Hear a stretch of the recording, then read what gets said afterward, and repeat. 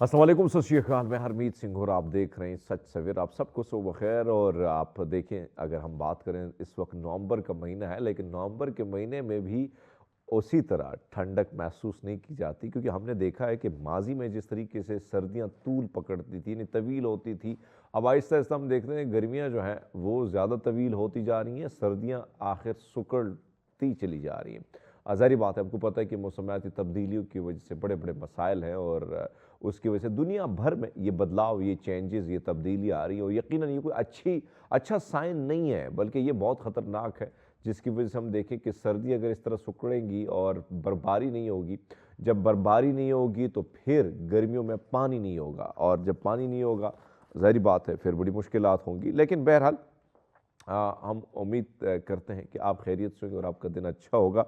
शुरुआत हम करते हैं फिर एक ऐसी शख्सियत से जिसके हवाले से आप लोगों ने काफ़ी पढ़ा भी, आप लोगों ने काफ़ी जो है उसकी किताब है, उसके अशार से जो है वो आपने ज़्यादा उनको सुना भी। मैं बात कर रहा हूँ इंशा जी के हवाले से। इंशा जी उठो अब कूच करो इस शहर में, जी का लगाना क्या। इंशा जी उठो अब कूच करो इस शहर में, जी का लगाना क्या। वहशी को सकूं से क्या मतलब, जोगी का नगर में ठिकाना क्या। जी हाँ, जो ख़ासकर इंशा जी के हवाले से उनकी पैदाइशी जो नाम था, ज़ाहिर बात है तखल्लुस या बहुत सारे शोरा के जो तखल्लुस होते हैं वो फिर मुख्तलिफ होते हैं। नाम उनका शेर मोहम्मद ख़ान 15 जून 1927 को ज़िला जलंधर के एक काश्तकार के घराने में पैदा हुए। किसान फैमिली में से उनका ताल्लुक़ था।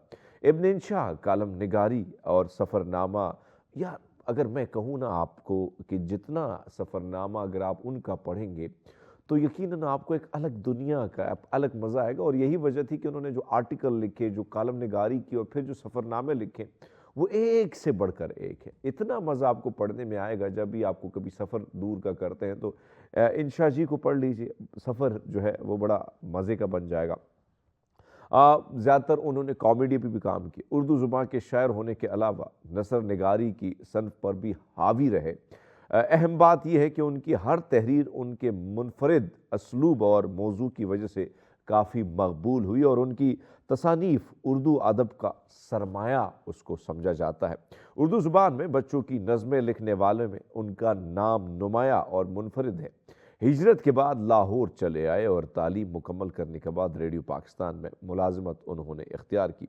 उनकी दिलों को छू लेने वाली शायरी को गुलकारों ने गाकर दाद हासिल की। शोहरत की अगर बुलंदियों की मैं बात करूं तो उनको समेट कर 11 जनवरी 1978 को, यानी बड़ी कम उम्र में, वो इस फ़ानी दुनिया से कूच कर गए। मगर अदब की दुनिया में अपनी बेहतरीन और मुनफरिद तसानीफ़ के साथ आज भी वो मौजूद हैं, हम सब के दिलों में ज़िंदा है, अपने काम की वजह से, ज़बरदस्त किस्म की काम की वजह से। उनकी लातादाद तसानीफ़ अगर हम आपके सामने रखें तो मज़ाया नज़र जो है उसमें सफ़रनामे, संजीदा मज़ामीन, शेरी मजमूए, अफ़साने और बच्चों की नज़में शामिल हैं। आवारा गर्दी की डायरी, दुनिया गोल है, इब्ने बतूता के ताक़ुब में, नगरी नगरी फिरा मुसाफिर, चलते हो तो चीन को चलिए, खुमारे गंदम, चांद नगर, उस बस्ती के एक कूचे में। इब्न इंशा की अदब ख़जाने के हवाले से अगर मैं बात करूँ तो कुतुब खानों की बहुत सारी किताबें उनकी ज़ीनत बनी हैं। कल आपको याद होगा भारतीय फिल्म को ने इस पर अपना एक गाना भी, फिर ज़ाहिर बात है सॉन्ग्स था, ये गीत था। कल 14वीं की रात थी, शब भर रहा चर्चा तेरा, कुछ ने कहा ये चांद है, कुछ ने कहा चेहरा तेरा। चल इंशा इस बस्ती से, यहाँ लोग सयाने हैं। चल इंशा इस बस्ती से, यहाँ लोग सयाने हैं। तू और मैं तो पागल हैं, तू और मैं तो पागल हैं। चल कूच करे वीरानों को, हमसे भी दो बातें कर ले, कैसी भीगी शाम है चांद। सब कुछ सुन ले, आप न बोले, तेरा खूब निज़ाम है चांद। हम उस लंबे चौड़े घर में शब को तन्हा होते हैं, देख किसी दिन आमिल हमसे, हम तुझसे कहाँ है चांद। इसी तरह उनके एक ज़ाहिर बात दर्द हिजर के हवाले से भी उन्होंने बड़ा अच्छा शेर लिखा है। दिल हिजर के दर्द से बोझल है, हाय दर्द यानी दर्द है तो फिर तो दिल बोझल ही होता है। दिल हिजर के दर्द से बोझल है, अब आ मिलो तो बेहतर है। इस दिल से हमको क्या मतलब, ये कैसे हो, ये क्यों कर हो, आह आह ज़बरदस्त। इसी तरह आखिरी शेर आप तमाम तर दोस्तों की समातों की नज़र करते हैं। जीने के उनके साथ बहाने चले गए, जीने के उनके साथ बहाने चले गए, जीने के उनके साथ बहाने चले गए, उठ कर गए वो यूं के ज़माने चले गए। आहा। सो इंशा जी को आप जब भी आपको टाइम मिलता है, मैं उनके सफ़रनामों से उनकी शायरी मैंने बहुत ज़्यादा पढ़ी और ख़ासकर सफ़रनामे भी। और जब हम 9th क्लास में थे तब उनका ये जो सफ़रनामा है, चलते हो तो चीन को चल रही, ये बड़ा कमाल का है। बहरहाल आगे की तरफ बढ़ते हैं और आपको उस डोज़ यानी सच सवेरा का वो डोज़ जिसे आप का इंतज़ार यानी आपको भी इंतज़ार होता है, हमें भी इंतज़ार होता है कि आपको हम दुनिया की खूबसूरत मज़े मज़े की मुनफरद किस्म की ख़बरें आपकी नज़र करें और आप उससे भी लुत्फ़ अंदोज़ हों। अमेरिका के एक थीम पार्क में जो है सी वर्ल्ड सान डियागो जो है, वहाँ पे शुमाली अमेरिका से सबसे मुअम्मर तरीन मैक्रोनी जो है ये पेंगुइन की 40वीं सालगिरह मनाई गई। अब इसकी उम्र इतनी ज़्यादा है कि 40 साल तक आप ये कह सकते हैं। बेस्ट फ्रेंड नामी ये पेंगुइन बुध के रोज़ 40 बरस का हुआ, जो कि अमली तौर पर मैक्रोनी पेंगुइन की उम्र तकरीबन 20 से 15 साल की होती है और इससे कहीं ज़्यादा है। लेकिन सी वर्ड का कहना है था कि बेस्ट फ्रेंड को पार्क में प्यार से सबसे कीमती बूढ़ा आदमी कहा जाता है। उसकी बनाई यानी बिनाई जो है वो कमज़ोर हो रही है, लेकिन क़ुव्वत समात अभी भी बहुत अच्छी है और इसका बहुत ज़बरदस्त तरीके से ख्याल भी रखा जाता है और वो दूसरों की आवाज़ों को भी बड़े ज़बरदस्त तरीके से पहचान सकता है। इस पेंगुइन का रोज़मर्रा के उमूर में सबसे पसंदीदा काम अपने यानी अपनी पानी की ट्रे में बुलबुलों का फुलाना है। हाय, तो ये आप तस्वीर अपने स्क्रीन पर देख रहे हैं और ये सबसे बुज़ुर्ग जो है ये पेंगुइन है जो जिनकी उम्र तकरीबन 40 साल हो गई और 40 साल का सालगिरह ये अब 40 बहारें ज़िंदगी की ये देख चुका है। बहरहाल अमेरिका में एक जोड़े ने कम वक्त में 10 कपड़े टांग कर गिनीज वर्ल्ड में अपना रिकॉर्ड कायम किया। अब मैं हमेशा ये बात करता हूँ कि ऐसे रिकॉर्ड हम भी कर सकते हैं, लेकिन हम कोशिश करते हैं कि दूसरों को टांग ले। बेहतर है कि हम इस किस्म के रिकॉर्ड अगर बनाएं। सो डेविड रेश और उनकी अहलिया जेनिफर ने कम वक्त में 10 कपड़े टांगे। 2 की टीम में यानी उन्होंने जो रिकॉर्ड चैलेंज उठाया और 51.8 सेकंड में ये हदफ हासिल करते हुए नया रिकॉर्ड उन्होंने बनाया। मियाँ बीवी ने जो है इस पर काफ़ी प्रैक्टिस की और प्रैक्टिस करने के बाद जो है उन्होंने ये रिकॉर्ड, और कहा जाता है इससे कबल जो रिकॉर्ड था वो 57.87 सेकंड में बनाया गया। सीरियल रिकॉर्ड जो है वो डिसास डेविड रेश का कहना था कि 51.8 सेकंड कामयाबी यानी कामयाब कोशिश के पश्च पर मुतादिद कोशिशें बतौर प्रैक्टिस मौजूद थी। ज़ाहिर बात है प्रैक्टिस के बगैर जो है चीज़ें नामुमकिन हैं और उन्होंने प्रैक्टिस की और फिर प्रैक्टिस के तौर पर आप उनका कारनामा इस वक्त देख रहे हैं, जिसकी वजह से इस वक्त वो गिनीज बुक में अपना नाम दर्ज करा चुके हैं। $6 में ख़रीदा गया मुजस्मे की तरफ भी आपको लेके जाते हैं और वो करोड़ों रुपए का निकला। कभी कभी हमें नहीं पता होता है, यानी ज़िंदगी आपके साथ क्या खेल खेलती है हमें नहीं पता होता, और इल्म में भी नहीं होता कि जो चीज़ रद्दी की टोकरी में फिर मिली हो या सस्ते में मिली हो, आपको नहीं पता कि हाँ कहीं ना कहीं करोड़ों का दाम दे सकती। हाँ, स्कॉटलैंड की अदालत की जानब से एक मुजस्मे की फ़रोख्त की इजाज़त मिलने के बाद एक मुजस्मा जो महज $6 में ख़रीदा गया था, अब इसका तखमीना $3.2 मिलियन लगाया जा सकता है, यानी पाकिस्तानी 88 करोड़ रुपया। पूजा डिन बेस्ट नामी इस मुजस्मे की कीमत का फैसला करने में बरसों लगे, जिसे 18वीं सदी के अवाइल में फ्रांसीसी मुजस्मे साज एडमी पोचार्डिन ने बनाया और इसमें यानी अनजानी जिम्मेदार और सियासतदान जॉन गॉर्डन की तस्वीर कशाई उन्होंने की है। तो ये आप देखिए अपनी स्क्रीन पर, और ये मुजस्मे की कहा जाता है कि भाई साहब 88 करोड़ कीमत पाकिस्तानी बनती है। बहरहाल हमें उम्मीद है आपको ये सेगमेंट पसंद आएगा। हम लेते एक छोटा सा ब्रेक, हमारे साथ रहिएगा। वेलकम बैक नाज़रीन, प्रोग्राम में एक बार फिर आपको खुशामदीद कहते हैं। और ख़ास जो हमारा टॉपिक है, क्योंकि मंगल के दिन अमूमन हमारी कोशिश होती है कि डॉक्टर सजाद साहब हमारे मेहमान होते हैं, स्टूडियो में आते हैं और बड़ा मज़ा आता है उनके साथ गुफ्तगू का। लेकिन जाहिर बात है कि सड़कें उसी तरह बंद और हर तरफ आपको कंटेनर ही नज़र आएंगे, रुकावटें बड़ी ज़्यादा हैं। तो आपको पता है कि हम भी बड़ी मुश्किल से स्टूडियो पहुँचे हैं, बड़ी मुश्किलात को अबूर करते हुए। और अगर हम सजाद साहब की बात करें, थोड़े से दूर हैं, तो इसलिए उनको आना जो है ज़ाहिर बात है मुश्किलात हैं, तो नहीं आ सके वो स्टूडियो में। लेकिन स्काइप पे उन्होंने हमें ज्वाइन किया और हम उनसे बात करेंगे खासकर खून की कमी की अलामात यानी एनीमिया की जो अलामात है, इस पर हमारा आज का टॉपिक है। डॉक्टर साहब गुड मॉर्निंग, कैसे हैं आप? वेरी गुड मॉर्निंग, बिल्कुल ठीक ठाक हरमीत भाई। बताएं सर, एक तरफ तो जो सिचुएशन है, जाहिर बात है इस वक्त आप हमें स्काइप पे ज्वाइन करें, लेकिन एनीमिया के हवाले से आपको पता है कि इस वक्त सबसे बड़ा मसला हम देखते हैं कि जब भी हम डॉक्टर के पास जाते हैं तो कहते हैं भाई साहब पहले जाके अपना ब्लड टेस्ट करो। ये ब्लड वाला मामला कभी पहले नहीं था, या हमारे पास इतनी ज़्यादा यानी नॉलेज नहीं थी, क्या वजूहात थी? इस पे थोड़ा सा सर आप रोशनी डालें। जी बिल्कुल हरमीत भाई, पूरी दुनिया में 1/3 लोग जो हैं वो अनीमिक हैं। अच्छा। ठीक है, और एशियाई ममालिक में जो है वो 2/3 लोग जो हैं वो अनीमिक हैं। ये बहुत बड़ी अलार्मिंग सिचुएशन है जिसका हम बिल्कुल भी ख्याल नहीं करते। मेल न्यूट्रिशन जो है वो इसकी बड़ी रीजन हो जाती है। फिर बाज़ लोगों को बहुत बड़ी बड़ी बीमारियां जो हैं वो साथ आ जाती हैं, जिसमें CKD क्रॉनिक किडनी डिजीज जो है उसकी वजह से भी आपका जो है वो खून बनना बंद हो जाता है। और थैलेसीमिया है, इसमें भी आपका खून जो है वो नहीं बनता।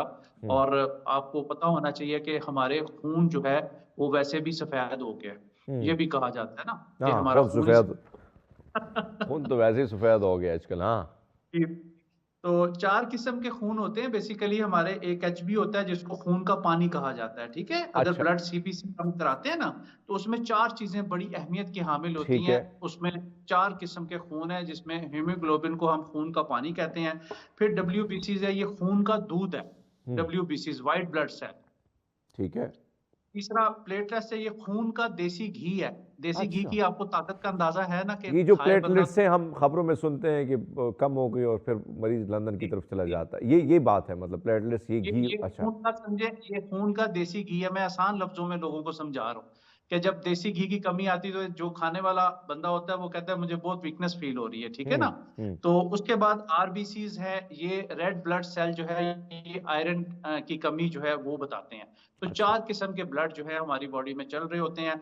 फिर सेल्फ मेडिकेशन की वजह से जो लोग बहुत धड़ाधड़ मेडिसिन खा रहे होते हैं, इसको एप्लास्टिक अनीमिया कहते हैं, हम्म। जिसकी वजह से भी आपका खून जो है वो नहीं बनता। हम्म। और अमूमन हुक्मा के पास जाए तो वो कहते हैं जिगर आपका खून नहीं बना रहा। ये बिल्कुल गलत मिथ है कि जिगर खून नहीं बनाता। ठीक है, हम्म। ये जो बोन मैरोज हैं आपकी हड्डियों में, वो खून बनाते हैं। ठीक तो है। हमेशा सुनने में आता है जी, जी आपका पाजी खून नहीं बन रहा, जिगर आपका खराब है। हाँ। तो इसमें आपको ने बिल्कुल परेशान नहीं होना। हम्म। जिगर ने खून नहीं बनाना, बोन मैरोज जो है वो बेसिकली खून बनाता है। अच्छा। अब अनीमिया जो है उसके अगर सिम्टम की हम बात कर लें तो उसमें चिड़चिड़ापन, गुस्सा और हाथ पांव का ठंडा होना, सांस जो है वो मुश्किल से आना, आपकी हार्ट बीट का तेज हो जाना, हम्म। ये सारी सिम्टम हैं जिनमें अनीमिक हैं जो लोग खून की कमी का शिकार है। अच्छा, उनमें ये सिम्टम जो है पाए जाते हैं। जी यानी बिल्कुल। ये मतलब अलामात हैं कि आप में चिड़चिड़ापन होगा, आपको ठंडे पसीने आएंगे और आप जो है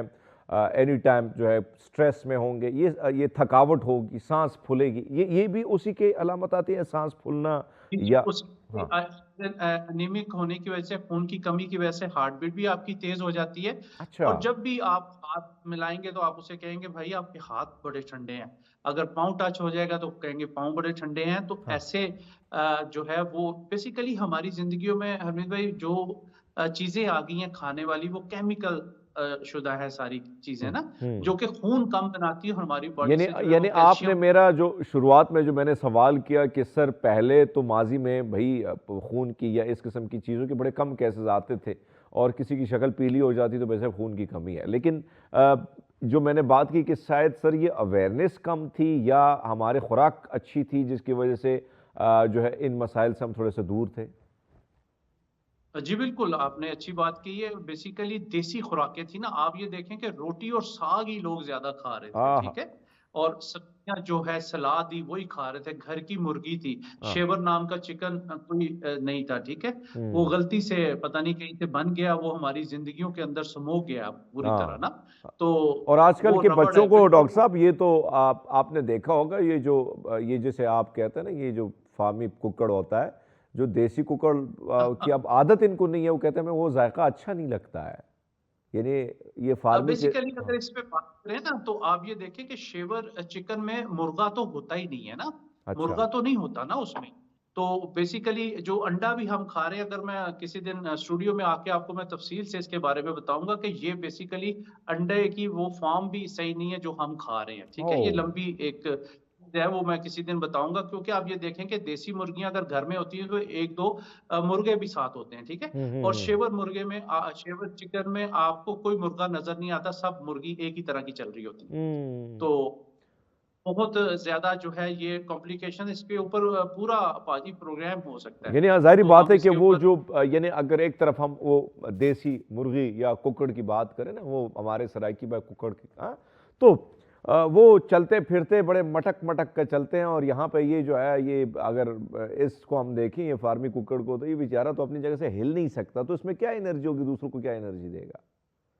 ऐसे ही हमारे बच्चे भी तो नहीं हिलते ना, रोजाना फास्ट फूड चिकन खा खा के बच्चे भी तो वैसे ही हो गए। वो भी ऐसे ही तो हो गए हैं। हम लोग जी बिल्कुल, हम लोग के स्कूल में पीटी पीरियड होता था, एक्सरसाइज के लिए हमने जाना था, गेम करनी थी, hockey, cricket, football, basketball, badminton, सारी चीज़ें जो है वो हम लोग खेलते और थे। डॉक्टर साहब एक अब और चीज़ 5 मरला, यानी 10 मरला में आप आपने जो पीटी की बात की वो भी टाइम होता था 11 बजे का और हमारे पास लंच जी, बॉक्स में जिस तरह आजकल बच्चों के लिए जो लंच बॉक्स माएँ तैयार करती हैं हमारे पास तो एक सूखी सड़ी सी रोटी होती थी या कहीं मकई या कोई छल्ली होती थी या हम किसी और के दोस्त के लंच बॉक्स पे हमारी नज़र होती थी कि भाई साहब इसके लंच बॉक्स में कोई अच्छी चीज़ें होंगी उसके बावजूद हम जाके पीटी में शिरकत करते थे भाई आपने सही बात की।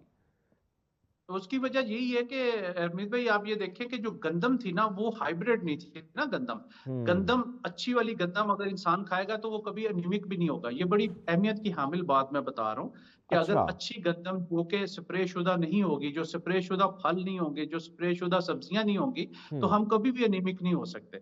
मगर ये है हम्म। कि हर चीज में जो है वो स्प्रे किया जा रहा है, हाइब्रिड। आपको 12 महीने गाजर, मूली, सेब, हर चीज मिलती है 12 महीने। तो हम्म। जब 12 महीने आपको हर चीज मिलेगी तो वो हाइब्रिड होगी और नेचर से दूर होके हमारे पास आती हैं चीजें, इसलिए हमारी बीमारियां भी ज्यादा हो रही हैं। हम्म। और मैंने बताया कि 2/3 मेजोरिटी एशिया में जो है वो अनिमिक है। ये बहुत अलार्मिंग है कि अच्छा। इतना ज्यादा टू थर्ड वो। मेजॉरिटी मतलब ये जी पॉपुलेशन। जी बिल्कुल, उसमें 13.5 जो है वो मर्द का हीमोग्लोबिन जो है वो होना चाहिए। अगर इससे नीचे होगा तो थोड़ा-सा उसको जो है वो वरीड होना चाहिए। 12.5 से नीचे अगर फीमेल का होगा, तो उसमें लेडीज़ को भी वरीड होना चाहिए। अब होता अच्छा। यूँ है कि जी हम्म। बिल्कुल, उसमें लेडीज़ में आप ये देखें कि ऊपर-नीचे जो है वो प्रेग्नेंसीज़ होती हैं, बच्चा डिलीवर हो जाता है, तो उसमें भी एनीमिक होने के बहुत ज़्यादा चांसेज़ होते हैं। जबकि मेडिकल पॉइंट ऑफ व्यू से कहा जाता है कि 2 से 3 साल का वक़्फ़ा एक बच्चे में होना चाहिए, ताकि माँ की सेहत और बच्चे की सेहत जो है वो अच्छी रहे। अच्छा डॉक्टर अब साहब लेडीज़ ये बताइएगा कि एक तरफ तो ये सिचुएशन है हम हल की तरफ भी आएंगे जो फार्मूला जी, जी। आपने मुझे बताया है यकीनन मैं वो आज नाजरीन को भी बताऊंगा कि उससे मुझे कितना फ़ायदा हुआ है लेकिन मैं जी, चाहता हूं कि सर ये जो इस वक्त अगर हम देखें थैलीसीमिया की भी जब बात आती है तो उसमें भी खून की कमी हो जाती है मैं चाहता हूं कि उस पर भी अगर आप नज़र दौड़ाएं क्या उसकी वजूहत होती है एनेमिक पे तो हम आएंगे आएंगे लेकिन ये जो मसला इस वक्त हमारे बच्चों में मसाइल बहुत ज़्यादा हैं लोग परेशान होते हैं खून जो है बड़ी मुश्किल से आपको पता है कि मिलता है तो ये इसके बारे में ज़रा भी थोड़ी सी नज़र डाल लें सर। जी, बिल्कुल, अगर ऊपर-नीचे प्रेगनेंसीज़ होती जाएँगी तो फिर जो है वो माँ की और बच्चे की सेहत जो है वो अच्छी नहीं होगी। यानी ऊपर बेसिकली नीचे। जी, माँ माँ अगर मतलब ये कि साल का भी वक़्फ़ा नहीं है और दूसरा बच्चा आ जाता है, तो उसकी वजह से माँ और बच्चे दोनों की सेहत जो है वो खतरे में आ जाती है। ओहो हो। और आपने भी सुना होगा, हम भी सुनते और देखते भी हैं कि डिलीवरी के दौरान माएँ जो है वो डेथ हो जाती है माँओं की ना। जी, बिल्कुल तो बिल्कुल ये बिल्कुल।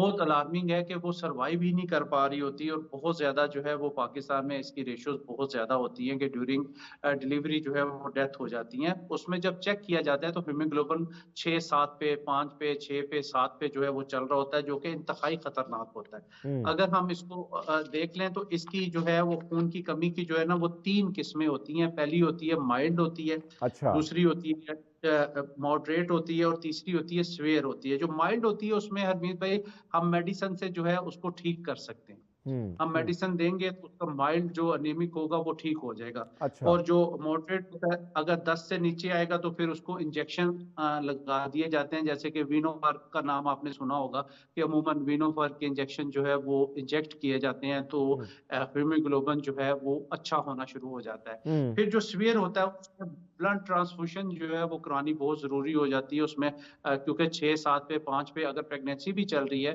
तो उस दौरान जो है वो एक नया बच्चा जो है आप ये देखें कि जन्म लेना है उसने, तो जब उसको खून की कमी अर्लियर ही मिलेगी तो वो वीक पैदा होगा बहुत ज़्यादा, और बाज़ दफ़ा अर्लियर बच्चे जो है 7 माह में भी पैदा हो जाते हैं। हुँ। तो उसमें ब्लड ट्रांसफ्यूजन जो है वो ब्लड का लगना जो है वो माँ के लिए बड़ा ज़रूरी हो जाता है। ये 3 किस्में जो हैं वो ज़्यादा होती हैं, माइल्ड, मॉडरेट और सीवियर। 3 किस्में जो हैं वो उसमें हमें पता डॉक्टर साहब, चलता है आपने कि देखा होगा कि बहुत सारी, यानी आपने जो फरमाया कि डिलीवरी के बाद जो है बड़े मसाइल भी होते हैं, लेकिन हमने ये देखा है कि डिलीवरी से पहले पहले, यानी अगर कोई जो है फीमेल प्रेग्नेंट हो जाती है तो उसके बाद हमने ये देखा कि ब्लड जो है कमी, चाहे वो खुराक की, क्या ऐसी वजूहत होती है कि जिसकी वजह से ब्लड कम, और उसको कैसे ठीक किया जा सकता है डिलीवरी से पहले? बहुत सारे मसाइल ये भी आते हैं, आपने नोट किए होंगे। जी, जी, बिल्कुल, बिल्कुल। उसमें ये है कि देखें आजकल सिंध में तो ये कर दिया गया है कि आप ना शादी से पहले तमाम टेस्ट मेल और फीमेल दोनों के करवा लिए जाएँ, ठीक है? ज़बरदस्त। फिर कज़न्स मैरिज भी हमारे मुल्क में बहुत ज़्यादा रिवाज है और वही फ़ोरफ़ादर्स में जो बीमारी है वो आगे चल के आ जाती हैं। तो इसमें ये है कि अगर खुदा ना ख़ास्ता थैलेसीमिया चल रहा है तो फिर जो आपका बच्चा पैदा होगा थैलेसीमिया मेजर का पैदा होगा। हुँ, क्योंकि उसका खून जो है वो तो बन ही नहीं रहा, ठीक है ना? बोन हुँ, मैरोज़ में उसका खून जो है वो आरबीसीज़ जो है वो ल बन ही नहीं रहा। अब आरबीसीज़ ये होता है कि ऑक्सीजन कैरियर होता है, ठीक है? हुँ, जो ऑक्सीजन हम लेते हैं पूरी बॉडी में जो है वो आरबीसीज़ ने लेके जाना होता है और कार्बन डाइऑक्साइड हम बाहर निकालते हैं। अब अगर हमारी बॉडी में जो है वो ऑक्सीजन नहीं होगी, जैसे कि स्मोक में भी हम प्रोग्राम करते रहे तो उसमें भी ऑक्सीजन की बहुत ज़्यादा कमी हो जाती है, इसीलिए कहा जाता है कि घर में रहें, शीशे, खिड़कियाँ, दरवाजे बंद करके रहें।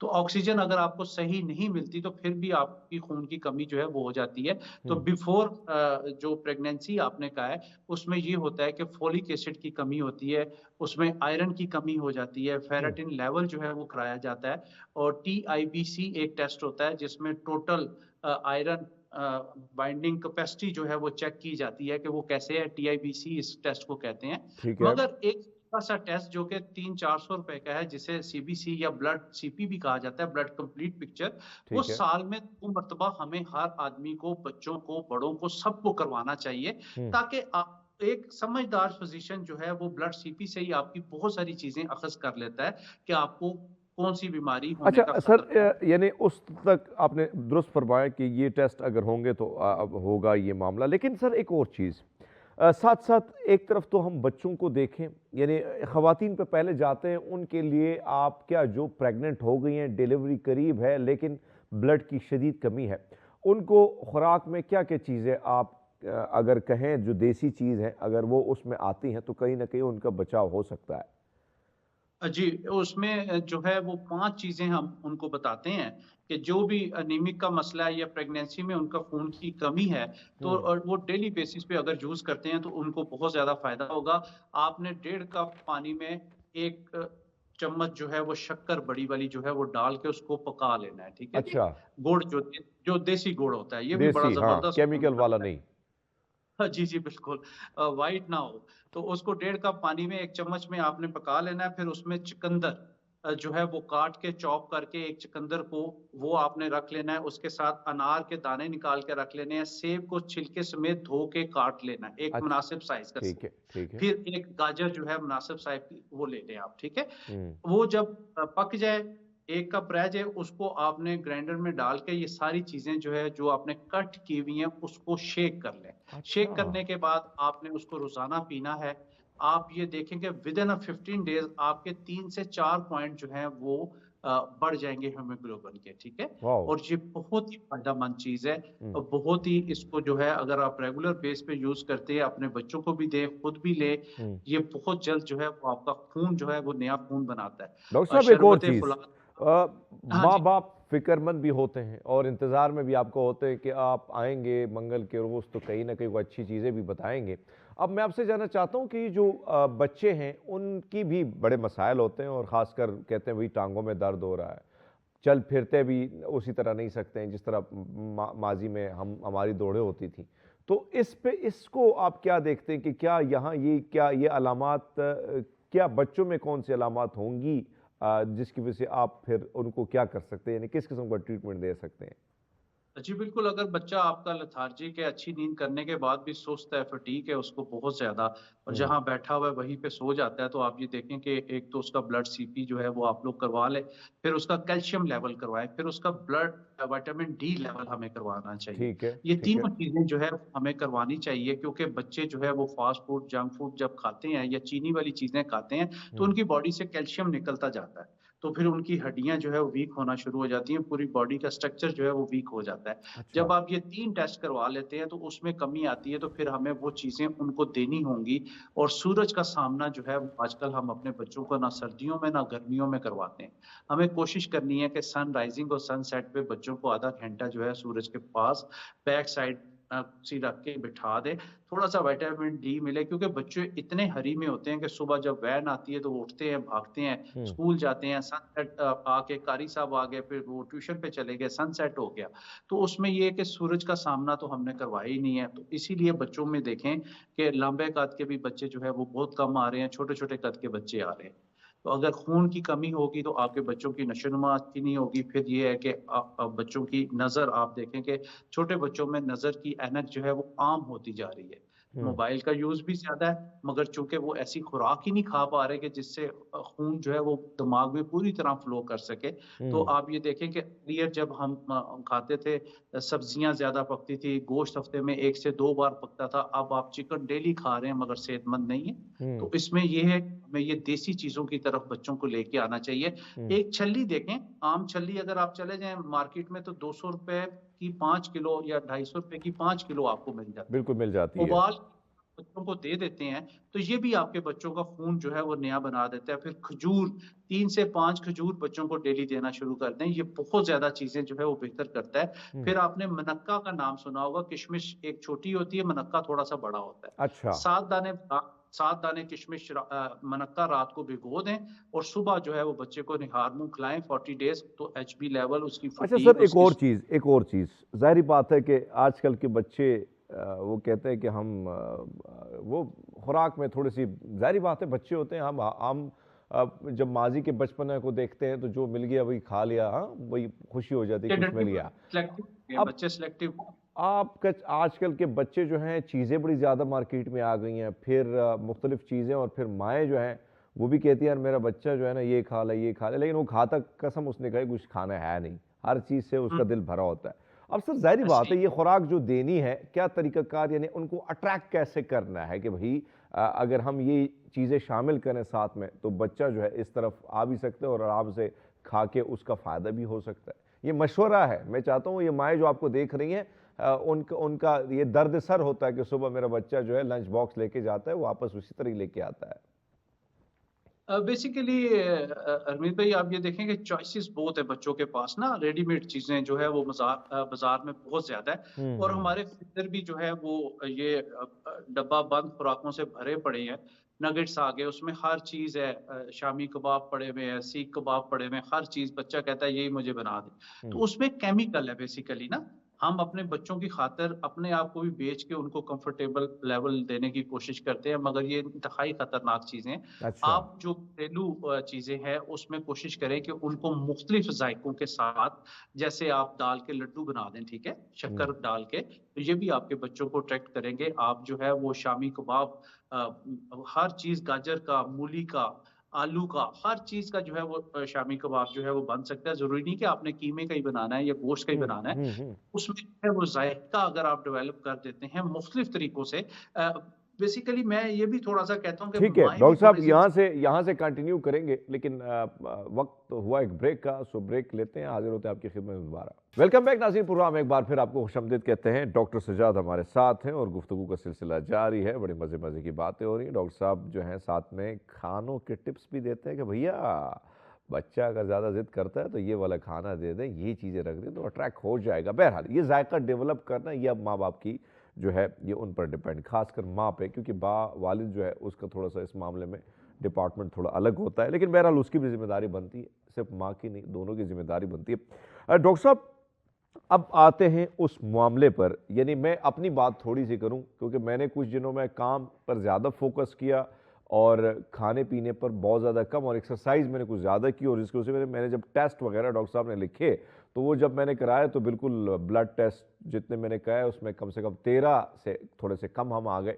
लेकिन डॉक्टर साहब फिर वो आपने कुछ चीज़ें मुझे बताई और मैंने कुछ ईरान से मंगवाई, कुछ यहाँ से, और यकीन माने मैं कल परसों मैंने जो टेस्ट किए वो बड़े ज़बरदस्त किस्म के आए हैं। तो वो फार्मूला जो है अगर आप नाज़रीन के साथ शेयर करें जो मेरी उम्र के हैं या मुझसे कम उम्र के हैं तो उनको भी फ़ायदा हो सकता है। जी बिल्कुल, इसमें ये है कि जिन लोगों को खून की कमी है या जो बहुत सुस्त हैं, ताकत नहीं है और सुबह नाश्ता अमूमन हमारे बच्चे करने के आदी नहीं रहे और वो चले जाते हैं क्योंकि रात देर तक जागते हैं और स्नैक्स खाते रहते हैं, तो हुँ, सुबह उनको नौसिया, वॉमिटिंग जो है वो फ़ील होना शुरू हो जाती है। अगर आप जल्दी सुलाएँगे, जल्दी उठेंगे तो बच्चे हेल्दी नाश्ता करके जाएँगे, अगर नहीं करते तो 1 पाव आपने नीम गर्म दूध लेना है, उसमें 5 खजूरें जो है वो आपने डालनी है, 5 बादाम डालने हैं, 1 केला डालना है उसमें या कभी सेब डाल लें ठीक और है। 1 चम्मच इसको ग्राइंड करके जो है वो बच्चों के लिए दे दें। ये फुल ग़िज़ा है जो कि बच्चों को 3 से 4 घंटे भूख नहीं लगने देती। तो ज़बरदस्त। ये अगर अपने अपने बच्चों को जो है वो दे दें और इसमें अगर बच्चा आपका खा सके तो 2 से 4 चुटकी जो है आप 1 टीस्पून जो है हाफ़ टी स्पून के करीब चिया सीड भी अगर ऐड कर लें, तो वो भी हुँ, बच्चों को ओमेगा 3 ओमेगा 6 जो है वो दिमागी ताकत के लिए, दिल की ताकत के लिए बहुत ही ज़बरदस्त होता है। क्योंकि खून दिल को भी बहुत ज़्यादा अच्छी मिकदार में खून जो है वो दिन में पंप करना होता है।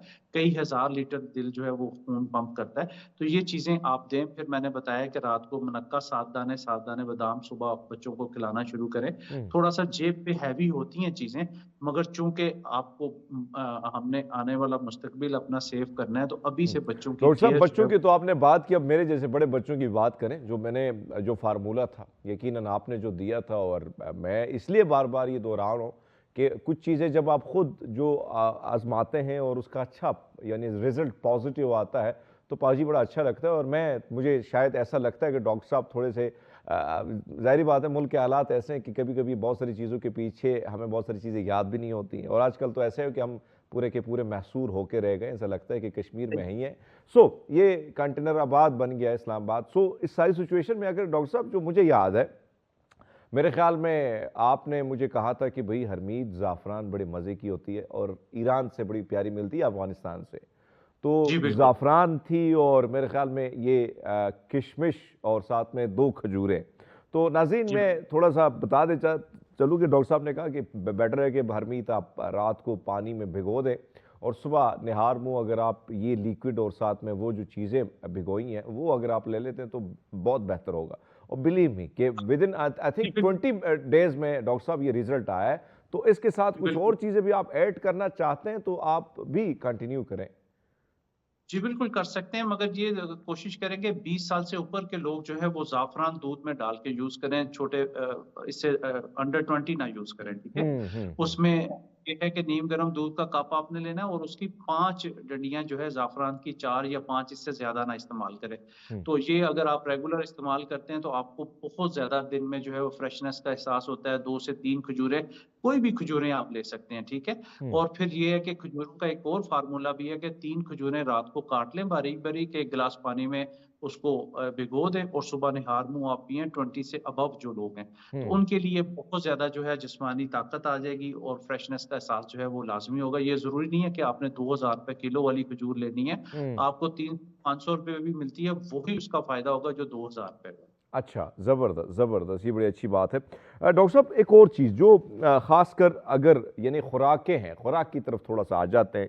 फ़ार्मूले तो आप जी। रसोई से ही हमें बता देते कि भई साहब रसोई में ये चीज़ पड़ी है, और रसोई का मतलब किचन ही होता है। आजकल हमारे थोड़े से माएँ बहनें जो हैं वो मॉडर्न हैं, तो हमारे जैसे जो देहाती होते हैं हम उसको रसोई कहते हैं। पाजी जो किचन है, सो किचन में तो आप हमें बता दें कि भाई साहब ये अलमारी में ये चीज़ आपके पास पड़ी है और उसको ज़िंदगी में ले आएँ तो बहुत बेहतरी हो सकती है। पाजी एक और चीज़, खुराकें मौजूद हैं हमारे पास, कौन कौन से ऐसे खाने हैं, क्योंकि आजकल सर्दियों के दिन है और हमने मज़े से बारबेक्यूज़ के ऊपर मसाला ना छिड़का हो, लेमन ना छिड़का हो और स्वाद ना लिया हो, हाय स्वाद ही नहीं आया भाजी, स्वाद ही नहीं आया, कहते हैं स्वाद नहीं आया पाजी। लेकिन करना भी है, सेहत भी बनानी है पाजी, क्या किया जा सकता है, यानी खुराक में कौन कौन सी ऐसी चीज़ें अगर इस्तेमाल करें तो बेहतरी आ सकती है हमारी लाइफ में? जी, फर्स्ट ऑफ ऑल बाजी बच्चों को जो है वो आप फिश की तरफ लेके आए, ठीक है? हम्म। और डेली बेसिस पे 2 से 3 पीस जो है बच्चों को चिकन की बजाय जो है घर में फिश को ज़्यादा जगह दें। इसको अच्छा। विनेगर और काली मिर्च लगा के जो है वो आप स्टीम करके अगर बच्चों को देते हैं तो ये बहुत फ़ायदेमंद चीज़ है। सिर्फ इसके काली मिर्च? साथ-साथ जी, बिल्कुल। अच्छा। स्टीम कर लें, उसमें ये है कि फ़ायदा ज़्यादा है बच्चों को, ठीक है? अगर आप डीप फ्राई करते हैं, तो ऊपर से फिर उसकी स्किन उतार के फिर आप बच्चों को दें, व्हाइट वो अंदर से खा लें। इसके ज़बरदस्त। साथ फिर आप ग्रीन वेजिटेबल जो है, उसको मुख्तलिफ फ़ॉर्म में जो है वो इस्तेमाल करें। जो जितनी ग्रीन वेजिटेबल हैं, ये आयरन की कमी को पूरा करती हैं, ख़ास तौर पे कैल्शियम की कमी को पूरा करता है। अगर आप साग भी सरसों का साग और हाँ, हाँ। मकई की रोटी जो है, वो मक्खन के साथ आप खाते हैं, तो ज़बरदस्त उसका जो है वो ज़ायका भी पाजी मुँह में ज़बरदस्त है। वो कहते हैं ना स्वाद आ गया पाजी, पाजी ना स्वाद सरसों आ का साग, मक्खन ऊपर मकई दी रोटी पाजी, कमाल हो गया, कमाल हो गया। अच्छा, आप यानी साग के साथ क्या मज़ीद क्या आजकल आपको पता है कि गाजर, मूली वग़ैरह, शलजम वग़ैरह, क्या इसके भी कोई फ़ायदे वग़ैरह हैं? और इसका इस्तेमाल जो शुगर के पेशेंट हैं, क्या उनके लिए वो क्या कर सकते हैं? यानी किस तरीके से पका सकते हैं? जी, जो ज़मीन के अंदर सब्जियाँ हैं, वो शुगर के पेशेंट ना खाया करें अच्छा, और अवॉइड ज़मीन से करें। ऊपर जी, बिल्कुल उनको अवॉइड करें या कम से कम इस्तेमाल करें। आप शलजम जो लोग कच्चा भी सैलेड के तौर पे 1 से 2 शलजम खाते हैं, हुँ। उनकी खून की कमी जो है विदिन अ मंथ पूरी हो जाती है। ये अच्छा। लोगों को इतना ज़्यादा नहीं, मगर ये कि बहुत फ़ायदेमंद चीज़ है शलजम जो है। इसको धो के पकाएँ तो वो तो एक अलहदा बात है, अगर आप रोज़ाना अपने सैलेड में इस्तेमाल करते हैं गाजर, मूली, टमाटर और टमाटर का जूस जो है, ये हुँ। भी आपके आयरन की कमी को पूरा करता है। 4 टमाटर लेके उसको ग्राइंड करके तो वो आप पी लिया करें। इससे एक तो आपकी स्किन भी बहुत अच्छी होगी और दूसरा ये कि खून की कमी बहुत सर ज़बरदस्त होती आपने है। टमाटर का जूस पिला के ना हमारा ये कैमरा में बेचारा जो है ना पूरा लाल टमाटर हो गया था, तो ये जो है मतलब फर्क पड़ता है, यानी आप बता रहे हैं कि फर्क पड़ता है इन सारी चीज़ों से।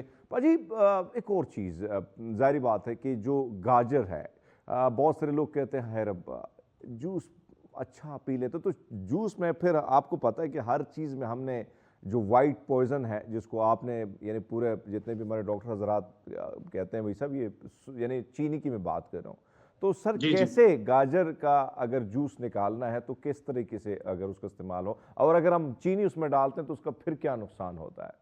जी, चीनी तो कैल्शियम निकालती है ना बॉडी से, अगर आपको वैसे ही उसका टेस्ट अच्छा लगता है तो वैसे ही पिए, नहीं तो फिर आप शक्कर थोड़ी-सी डाल लें, ठीक है? अच्छा। और शुगर पेशेंट को किसी किस्म का भी जूस नहीं पीना चाहिए।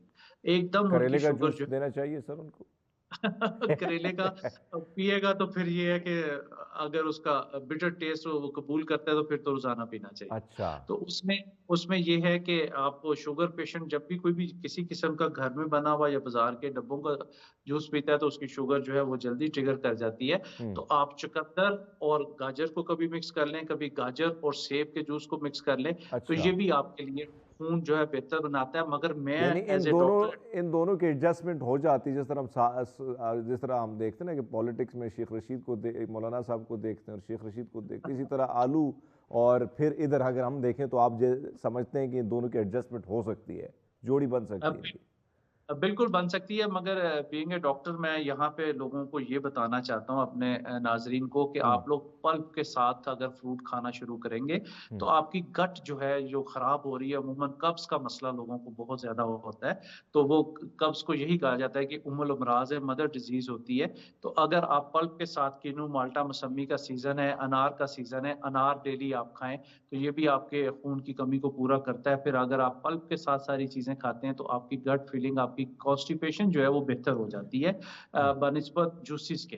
तो ये अगर आप साथ यानी साथ आप करते रहते हैं फरमा तो रहे हैं कि बेटर है कि भाई साहब अगर आप बैठे हो, हाँ आजकल वैसे धूप बड़ी मज़े की और आपने माल्टे तो उसके स्लाइस और ऊपर आपने काली हल्की मिर्च, हाँ ऊपर से हम थोड़ी सी नमक भी छिड़क लेते हैं, पाजी गाजर स्वाद मूली आ भी जो जाता है। है वैसे आप मज़े की गुफ्तगू कर रहे हैं और टाइम भी इस तरह का है कि भाई भूख भी थोड़ी सी लगी है, लेकिन बहरहाल डॉक्टर एक और चीज़ जो हम देख रहे हैं, जाहिर बात है कि इस किस्म की चीज़ें होने के बावजूद जो हमारे बच्चे हैं या नौजवान हैं, जाहिर बात है कि एक तरफ तो उनकी हड्डियां आजकल के नौजवानों की अगर आप देखें या बच्चियों की देखें तो बड़ी हाइट उनकी बड़ी कम है, और हड्डियां यानी हाथ देखें तो बड़े कमज़ोर कमज़ोर से होते हैं।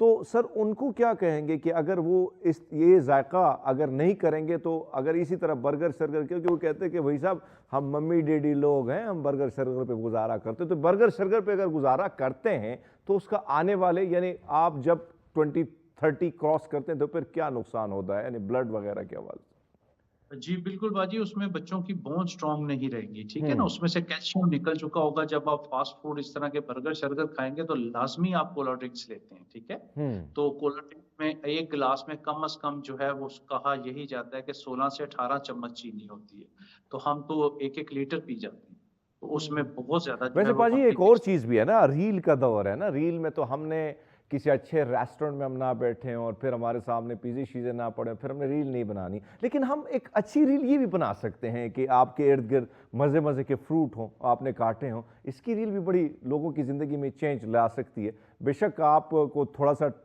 यानी जाहिर बात है लोग अट्रैक्ट हो जाते हैं इस किस्म की चीज़ों से। डॉक्टर साहब एक और चीज़, यानी दूध की बात की जाती है, अब कैल्शियम और जब ब्लड की बात आती है तो फिर हड्डियाँ और सारे मामला जुड़े होते हैं जिस्म में। दूध को अगर हम देखें, पाकिस्तान में जो दूध मिलता है माशाल्लाह सुभान अल्लाह, हम बिल्कुल मिलावट उसमें नहीं करते हैं, लेकिन क्या किया जाए, किस किस्म का दूध पिया जाए ताकि अपने आप को, और टाइमिंग क्या होती है, अक्सर लोग हमारी जो माएँ होती थी ना, अब तो चलो पर लोग सुधार गई हैं, तो वो रात को एक कप गर्म करके हमें दे दिया कि पुत्र दूध पी ले पुत्र, लेकिन आपको क्या लगता है कि टाइम क्या होना चाहिए और दूध चाहे वो डब्बों का हो या खुला दूध, क्या करना चाहिए पाजी? जी बिल्कुल, डब्बों का दूध तो दूध नहीं है, ठीक है? ये हम्म। हम आए दिन जो है वो रिपोर्ट्स देखते रहते हैं, और जो भैंसों का दूध है उसमें भी टीका लगाया गया है। तो बहरहाल अपने पूरे सामने कौम को देख लें टीका कहाँ से लगाया आप गया, हाँ। हम्म। तसल्ली होती है। तो दूध हम्म। जो है, नीम गर्म दूध हमेशा फायदा करता है, कभी ठंडा दूध फायदा नहीं करता, वो रेशा पैदा कर देता है। अच्छा। तो हमेशा नीम गर्म दूध में 1 चम्मच शहद बच्चों को अगर सुबह नाश्ते में आप दे देते हैं तो बच्चे सारा दिन हेल्दी रह सकते हैं। अच्छा। जब आप रात को देते हैं तो रात को आपने खाना भी देर से खाया होता, साथ ही बच्चों को दूध दे रहे होते हैं, तो वो बदहजमी, बच्चों को अमूमन मैं देखता हूँ कि उल्टी वॉमिटिंग जो है वो हो जाती है। तो हम्म। अगर आपने खाना 8 बजे खा लिया तो फिर आप 10-11 बजे दूध दे सकते हैं। 2 से 3 घंटे का वक़्फ़ा हो तो फिर दूध अच्छा काम करता है। अच्छा, मगर ये मतलब कि कम सुबह से कम अगर आप दो दे तीन रहे घंटे वक्फा होना चाहिए हैं, ये। बिल्कुल, और सुबह अगर आप रोटी के साथ ले लेते हैं तो बहुत फ़ायदा है। चाय की जगह जो है अगर आप दूध बच्चों को देना शुरू कर दें, उसमें चीनी ना डालें और वैसे ही टेस्ट डेवलप कर लें, नहीं तो जो है शहद का 1 चम्मच दें, तो बच्चों के लिए ये ज़्यादा बेहतर है। अच्छा सर ये बताएं कि जाहिर बात है बच्चों के साथ साथ बड़े बच्चे भी मुंतज़िर होते हैं हमारे जैसे, तो क्या यानी दूध फिर क्या जो बचपन में यानी कप छोटा सा कप होता था, अब बड़े बड़े मग भी आ गए, तो क्या जो हमारी उम्र के बंदे हैं या आपकी उम्र के हैं या उससे और मज़ीद बड़े हैं, तो उनके लिए क्या दूध कितना फिर होना चाहिए, मकदार ज़्यादा होनी चाहिए, कम होनी चाहिए, और उससे भी उनको कितना फ़ायदा हो जाता है? जिस तरह बचपन में तो जाहिर बात है पिलाया जाता है दूध के वही पियो। जी, बिल्कुल, इसमें 1 से 2 गिलास दिन में जो है वो आप पर डे इस्तेमाल कर सकते हैं। सुबह 1 गिलास नीम गर्म, और रात को फिर वही बात, अगर आपने पीना है तो आप कोशिश करें रात के खाने से पहले भी पी लें। जब आपका पेट खाली होता है तो वो ज़्यादा फ़ायदा करता है। 5-6 बजे पी लें, 8-9 बजे आपने रोटी खानी है, तो हम्म। उस टाइम जो है वो बेस्ट है। फिर ये है कि मुख्तलिफ़ किस्म की खीरें, गजरेला, आजकल जो कि गाजर बहुत आई है तो उसके हलवे भी बनाए जाते हैं। आहा। तो कोशिश करें कि बच्चों के लिए इस तरह की चीज़ें भी आप लोग घर में बना के रखें, ताकि आयरन की कमी जो है वो पूरी हो पाजी सके। आपने गजरेला की बात की ना, एक और चीज़ आपने देखी, हमने हर चीज़ का सत्यानाश ना किया, हमने हर चीज़ को तला ना हो, कह रहे यार ये स्वाद नहीं आया, कच्चा कच्चा लग रहा है। सो पाजी क्या करना चाहिए, यानी गजरेला अगर हम गजरेला बनाते हैं तो फिर थोड़ा जो ना तो कह रहे हैं थोड़ा जो तड़का होना चाहिए साथ में ना, तो क्या इस तरह करना चाहिए कि वो स्वादिष्ट भी हो और उसका फ़ायदा भी हो, यानी क्या कितनी मकदार पकाने की हो? यार इजी, बिल्कुल सिंपल इसका फार्मूला। अगर 2 किलो गाजर आपने क्रश की है तो फिर 2 किलो दूध में उसको डाल के पका लें, ठीक है। हाँ। वो एक तो खोया नुमा बन जाएगा और बहुत अच्छा हो जाएगा। जो शुगर पेशेंट है वो बिल्कुल चीनी ना डाले, क्योंकि गाजर की अपनी भी एक मिठास होती है, तो अच्छा, शुगर पेशेंट भी एंजॉय कर सकता है। ज्यादा और अगर नहीं, बच्चों ने हमारे खाना दादाजी है ज्यादा बैठ जी, जाते थे। अच्छा, ठीक, यानी तो ज्यादा अगर नहीं बच्चों खाना ने चाहिए।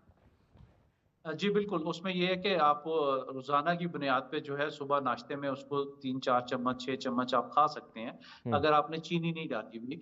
तो बच्चों को जो है वो शक्कर वाला बना दें, उसमें उनका जायका जो है वो डेवलप करें, ताकि बच्चों की बॉडी से कैल्शियम ना निकले।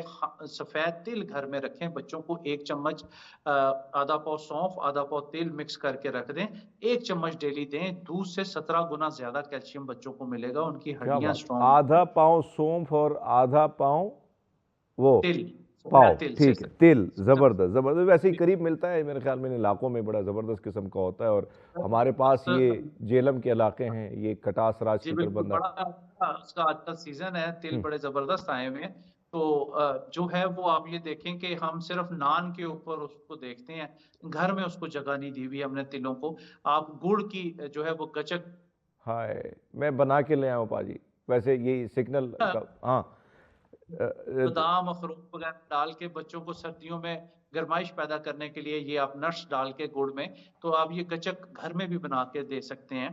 तो आप ये चीजें उसमें तिल डाल दें, तो सफेद तिल डॉक्टर जो साहब, है एक ये और चीज़, कैल्शियम का यानी एक तो आप जो जो चीज़ें बताते हैं ना, तो भाई साहब वो बेचारा कैमरामैन कह रहा है मुंह में पानी आ रहा है, डॉक्टर साहब इस तरह मज़े मज़े की बातें करते हैं। डॉक्टर साहब, एक और चीज़, जो सब्जियों की बात हम कर रहे थे, अक्सर डॉक्टर साहबान भी थोड़े कंफ्यूज करते हैं, मुख्तलिफ किस्म की बातें आती हैं, तो हम भी परेशान होते हैं कि भाई साहब यूट्यूबर को सुने, डॉक्टर साहब को सुने, किसको सुने। अब जब सब्जियाँ होती है डॉक्टर साहब, जी जो हमारे जैसे लोग होते हैं, ज़्यादा टाइम बाहरी मर्दों का गुजरता है, फिर वहीं से कई रेस्टोरेंट से खा लिया, एक डब्बा लेके आए, चलो गुजारा हो गया, बेहतर है। क्या सब्जियां रात के वक्त बेहतर होती हैं और या दिन के वक्त बेहतर होती हैं? क्या तरीकाकार होना चाहिए? और खासकर वो जो ब्लड की तरफ आप, यानी आपका कि आपके जिस्म में ब्लड पैदा करे, तो वो थोड़ा सा उनकी निशानदेही भी आप कीजिएगा। जी बिल्कुल, उसमें ये है कि आप ये देखें कि अमित भाई, सैलेड जो है वो सन सेट से पहले पहले अगर खाया जाए तो वो आपकी बॉडी के लिए बहुत ही फायदेमंद है। अच्छा। तो सनसेट से पहले आप दही भी इस्तेमाल करें और उसमें सैलेड भी इस्तेमाल करें तो बहुत ज़्यादा जो है उसका फ़ायदा होता है। हम्म। रेगुलर बेस पे अगर आप इस तरह की चीज़ें, अगर आप रात को सोते वक़्त खाने के साथ सैलेड लेते हैं तो वो इतनी जल्दी हज़म नहीं होता और थोड़ी रात को प्रॉब्लम क्रिएट कर देता है। ख़ास तौर पर प्याज़ रात को नहीं खाना चाहिए। डॉक्टर साहब, ज़ाहिर बात है, गुफ्तगू का मज़ा भी आ रहा है, और मज़े मज़े के पकवानों पर आप जो फिर ये हल्की फुल्की जो नमक छिड़क लेते हैं, तो हमारे दिल के ज़ख्मों पर भी आप नमक छिड़कते हैं, और फिर हम अपने प्रोड्यूसर साहब बुखारी साहब को कहते हैं कुछ मंगवा लो भाई साहब, टाइम हो गया है। लेकिन जाते जाते वक्त कम है और वक्त मुख्तसर है, एक दिन आ जाएगा कि यासिर भाई का भी वक्त मुख्तसर हो जाएगा। सो सर, चाहते हैं आपसे कोई अच्छा सा पैगाम अगर आप दे के जाएँ तो। जी, अच्छा पैगाम यही है कि अपनी सेहत का ख्याल रखें, अच्छा खाना खाएँ, हम्म। कम मिकदार में खाएँ। ज़रूरी नहीं कि आपने पेट फुल करके आपने खाना खाना है, उससे सुस्ती आ जाती है। कम खाना हम्म। खाएँगे, आप एक्टिव भी होंगे। और सीबीसी जो मैंने बताया है, कंप्लीट ब्लड पिक्चर जो है वो आपको हर 6 माह बाद अपनी और अपने बच्चों का हेल्थ बजट बनाएँ घर में। हम्म। ये लाज़मी टेस्ट, सस्ता टेस्ट है, इतना महँगा टेस्ट नहीं है। उससे एक अपने फिज़िशियन को आप जब ब्लड सीपी की रिपोर्ट दिखाएँगे तो काफ़ी चीज़ें जो है उसमें पता चलेगी।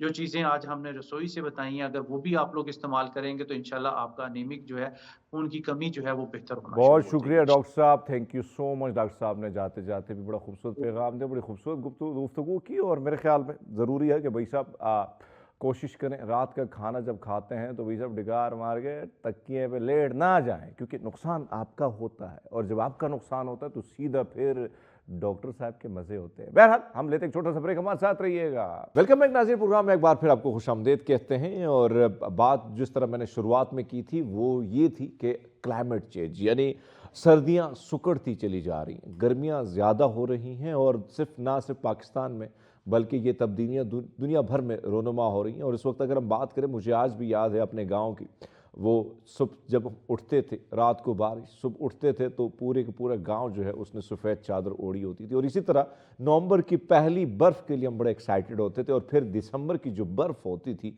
कमाल की होती थी, कम से कम 4 से 5 फीट तक होती थी। और बचपन में वैसे ही, लड़कपन में आप वैसे बड़े खुश होते हैं। बुजुर्ग जो होते हैं गांव के बड़े, वो वैसे ही थके होते हैं कि भाई सब फिर बर्फबारी होगी, सब कुछ रोड शोड ब्लॉक होना है। और फिर लास्ट में 2 दफ़ा बर्फ़ पड़ती थी, जनवरी और फरवरी में।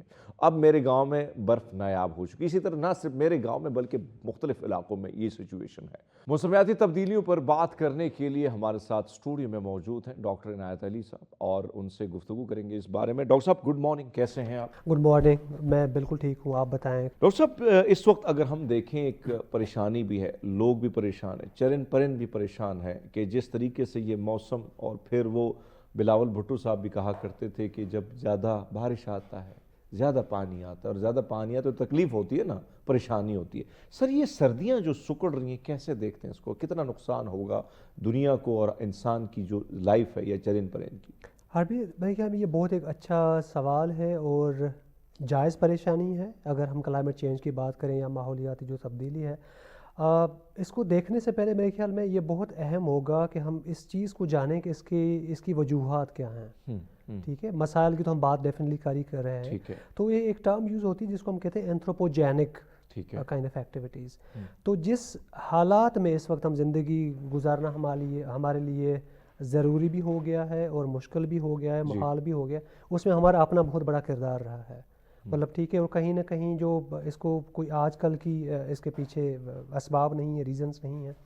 ये पिछली सदी में जो ज़्यादातर जो ग्रीड या जिसको हम लालच कहें, जिसकी वजह से एवरीबॉडी बेसिकली वांटेड कि जितना हो सके हम चीज़ों को अकोमुलेट करें, और अकोमुलेशन की बुनियाद पे हमने पूरी का पूरा जो एक बैलेंस हुआ करता था इस पूरी नेचर में, उसको हमने बिगाड़ के रख दिया है। अच्छा। और उस बिगाड़ की वजह से इस वक्त हमारा ये सिर्फ सर्दियों का मसला नहीं है, पूरी का पूरा जो वेदर पैटर्न है, जो हमारे जितनी मौसमें, जो 4 मौसमें हम पाकिस्तान में वैसे एंजॉय करते थे, अब उस तरह से नहीं रहा।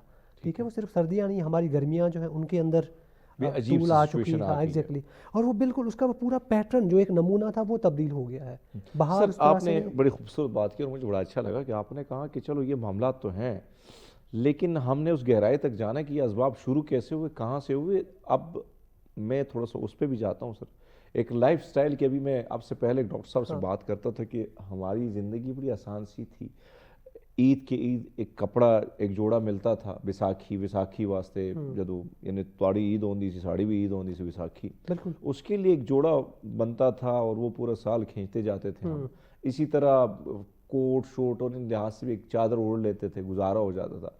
अब जो लाइफ स्टाइल है सर, ये कितना मैटर करता है इस सारी तब्दीलियों में? ये बहुत ज़्यादा मैटर करता है। देखिए, इसी के साथ जुड़ी हुई बात है कि आजकल कहा जाता है कि कभी भी कोई, जैसे ईद की आपने बात की या बैसाखी की बात की, जो भी, तो नॉर्मली हम अपने बचपन की अगर बात करें तो हमें जो नए कपड़े, नए जूते सिर्फ उस वक्त मिलते थे। और वो 15 दिन, 20 दिन, 30 दिन पहले ईद से आपने खरीद लिया और उसको हम देख देख के खुश हो रहे होते कितने एक्साइटेड होते हैं। एक्साइटेड, मतलब एक वाकई एक जोश और वलवला होता था। ऐसे ही अब क्या है, अब आप और हम अगर कल को किसी शादी में जाना है, किसी तकरीब में जाना है, अलमारियां हमारी भरी हुई हैं, फिर भी पहनने के लिए मौजू लिबास नहीं है, और हम दोबारा मार्केट में पहुंचे हुए होते हैं। तो जब वो मार्केट में जाते हैं, ये जो नीड और वांट का पूरा एक झगड़ा या मसला है, तो उसकी वजह से जाहिर सी बात है, अगर मुझे एक नया ड्रेस चाहिए, उसके लिए एक नई क्या कहते हैं चीज़ों बनाने की हमें ज़रूरत पड़ेगी। तो पूरी का पूरा एक साइकिल है। It is never about not only about an individual, किसी फ़र्द की बात नहीं है। तो वो जो इंडिविजुअल्स है, एक फ़र्द से जब वो कलेक्टिव चीज़ बन जाए, तो वो कहीं ना कहीं प्रोडक्शन तो होगी ना। तो वो ओवर प्रोडक्शन कर रहे हैं हम बुनियादी तौर पर। अच्छा, एक तो ये हो गया। उसकी वजह से पूरे का पूरा, फिर अगर हम इंडस्ट्रीज़ चलेंगी तो उसका एक कार्बन डाइऑक्साइड, पूरा एक साइकिल डेफिनेटली इस तरह से होगा। उसके बाद बाकी रिसोर्सेज भी हमें ज़्यादा से ज़्यादा प्रोड्यूस करने पड़ेंगे। तो everything is very much interconnected. तो वो एक जो इंडिविजुअल हमारा एक्ट है, हमारा जो लाइफ स्टाइल है, वो इनविजिबली हम उस माहौल में, पूरे में, ये जो माहौलियाती तब्दीली की बात कर रहे हैं, उसमें हम कंट्रीब्यूट करते आए हैं और कर रहे हैं। यानी कुदरत को, नेचर को नुकसान हमने दिया और अब नेचर हमसे बदला ले रहा है। बिल्कुल ऐसे ही है, क्योंकि उसने कहीं ना कहीं बैलेंस तो करना है ना क्रिएट। मतलब वो जो एक क्या कहते हैं, वो सारी चीज़ें जो एक बिल्कुल ही बैलेंस ही कहें, अगर मैं उसकी बात करूँ, उसको अगर हमने बिगाड़ के रखा है जी, तो वो कहीं ना कहीं उसको उसने मेंटेन करना है। तो लाइफ स्टाइल आपकी। सर, एक और चीज़ पे आते हैं, और वो अमूमन हमने देखा कि बड़ी बड़ी कॉन्फ्रेंस अगर होती हैं तो वो जब होती हैं तो बाहर दुनिया में होती है, हमारे यहाँ भी थोड़ी बहुत हो जाती हैं। हम जो थर्ड वर्ल्ड कंट्री हैं, हम इल्ज़ाम लगाते हैं उन ममालिक पे जो तरक्की याफ्ता ममालिक हैं, जो तरक्की की दौड़ में सबसे आगे हैं। इसकी मैं चाहता हूँ इस पर भी थोड़ी सी रोशनी डाले। क्या ये बिल्कुल दुरुस्त बात है कि उनकी वजह से ये तब्दीली आ रही है और उसकी वजह से हमारे मुल्क जो है दलदल में फंस रहा है? बिल्कुल, मतलब आजकल तो हम अल्फाज इस्तेमाल करते हैं डेवलपिंग कंट्री या लो रिसोर्स कंट्रीज़ बुनियादी तौर पे हम उसको ना विद इन्वर्टेड कॉमास कहा जाता है कि हम थर्ड वर्ल्ड भी नहीं कह सकते। अच्छा, क्योंकि इसके अंदर भी एक तासुब है। Thank you for correction. ठीक है, ये तासुब है इसके अंदर। मतलब ये जो डोमिनेंट जो हाई रिसोर्स कंट्रीज़ हैं, जो कॉलोनाइजर्स रहे हैं, ये उनकी दी हुई ज़ुबान है। और इस ज़ुबान के पीछे असल में बात यह है कि चूंकि आप विद इन्वर्टेड कॉमास आप थर्ड वर्ल्ड हैं और हम फर्स्ट वर्ल्ड हैं, तो बेसिकली वो हकीम हम ही हैं जो हम आपको बताएंगे कि चीज़ें बेहतर कैसे करनी है। और जिसकी वजह से जो हमारा अपना फोक विजडम था, जो हमारा अपना विरसा था, जो हमारी अपनी सोच और फिक्र थी, वो सारी तबाह कर दी हमने उस चीज़ को पकड़ने की वजह से। एक तो यानी अगर मैंने ये लफ्ज़ इस्तेमाल किया तो ये सोच फिक्र की वजह से, ये सोच और फिक्र की वजह से है। और हमें पता भी नहीं है कि उन्होंने हमें कैटेगराइज कर दिया, हमें क्लासीफाई कर दिया है कि भाई आप थर्ड वर्ल्ड हैं। थोड़ा सा ध्यान दें, आप बहुत पीछे हैं। एग्जैक्टली, जिस तरह होता है ना हमारे यहाँ सिस्टम सोसाइटीज़ में क्लासेस वगैरह जो बनी है, एक तो ये चीज़ है। अच्छा, आप कंटिन्यू करें जो बात मैं कर रहा था कि भाई हाँ, यस। तो वो असल में ना हम लो रिसोर्स कंट्री ज़रूर हैं, मतलब वो भी एक डिफरेंट किस्म का मीज़ान है, उसका पैमाना अलग है उसको देखने का। तो जो कुछ अभी जब हम बात करें ना कि जिसको आजकल एक टर्म यूज़ हो रही है रेशियल कैपिटलिज्म या इन्वायरमेंटल रेसिज्म, जिसमें इन्वायरमेंटल जस्टिस की भी बात हो रही है। तो बुनियादी तौर पे ये वो ममालिक जिसको आजकल ग्लोबल नॉर्थ के उसमें डाला जा रहा है, जो ज़्यादातर कॉलोनियल रहे हैं, ठीक है, जिन्होंने कॉलोनाइज किया है, तो उन्होंने रिसोर्सेज को अकोमुलेट किया, उन्होंने चीज़ों को मल्टीप्लाई किया अपने हिसाब से, और वो हमारी कहीं ना कहीं तरक्की, हमारे माहौल और हमारे क्या कहते हैं ना कि वो कुर्बानी हमें देनी पड़ी है। तो अगर हम ये इसको क्लाइमेट जस्टिस के पर्सपेक्टिव में देखें तो ये तकरीबन जो किया दिया, अगर हम ग्लोबल लेवल पे बात करें तो ये उनका है और कीमत हमें चुकानी पड़ रही है। कीमत हम चुका रहे हैं। और सबसे बड़ा जो अलमिया है, जो उसको क्या कहते हैं ना कि सितम ज़रीफ़ी फिर ये है कि उनकी हरकतों की वजह से हमें मसाइल का सामना करना पड़ रहा है। और फिर जो हमें वो चीज़ें दी जा रही हैं जिसको वो बाद में इमदाद कहते हैं कि जी हम आपको इमदाद दे रहे हैं कि चीज़ों को बेहतर करें, तो बुनियादी तौर पे वो इमदाद नहीं है, वो कीमत चुका रहे हैं जो उन्होंने किया है। कीमत चुका रहे हैं। लेकिन सर यहाँ से कंटिन्यू करेंगे। नाज़रीन, गुफ्तगू का सिलसिला जारी है, लेकिन आपने कहीं नहीं जाना, बातें सुननी है और उस पर अमल भी करना है। लेकिन हम लेते हैं एक छोटा सा ब्रेक, हमारे साथ रहिएगा। वेलकम बैक नाज़रीन, प्रोग्राम एक बार फिर आपको खुशामदीद कहते हैं और डॉक्टर साहब हमारे साथ, गुफ्तगू का सिलसिला जारी। डॉक्टर साहब, जो हमने बात की कि ज़ाहिर बात है कुछ इमदाद की सूरत में, और फिर चलो मान लेते हैं वो इमदाद भी जब मिल जाती है तो वो भी आपके सामने कि सिंध में जो तबाहियाँ हुई, बलूचिस्तान में जो हुई, मैं ख़ुद, क्योंकि एक रिपोर्टर का काम ये होता है कि सिर्फ तनकीद तब वो करता है जब वो अपनी आंखों से चीज़ें देखता है।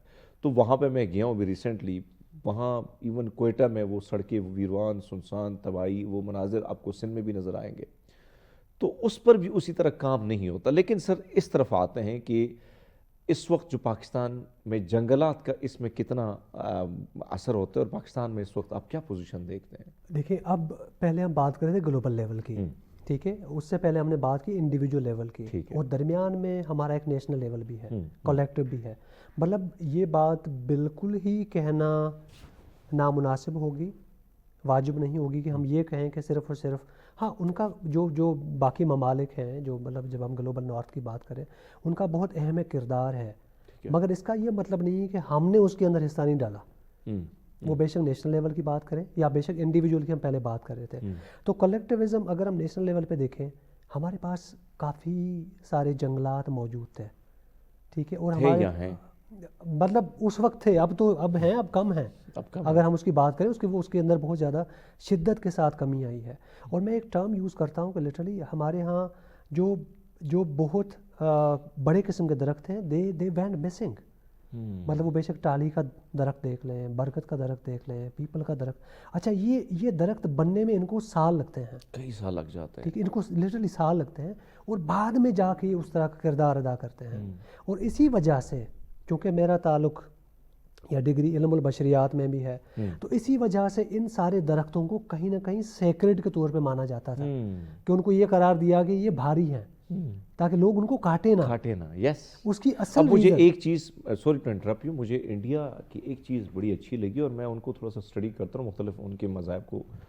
वहाँ पे मुख्तलिफ दरख्त को कुछ ऐसे नाम दिए गए ताकि लोग खौफ के मारे काटे ना और वो ज़्यादा रहे। कुछ जानवर जो हैं उनको उन्होंने तशबीह दी है कि फ़लाँ चीज़ को अगर काटोगे तो उसका नुकसान होगा। तो वहाँ पे इवन दिल्ली में मेरे नानकों का जो घर है वो मुख्तलिफ बंदरों से, मुख्तलिफ जानवरों से भरा पड़ा होता है।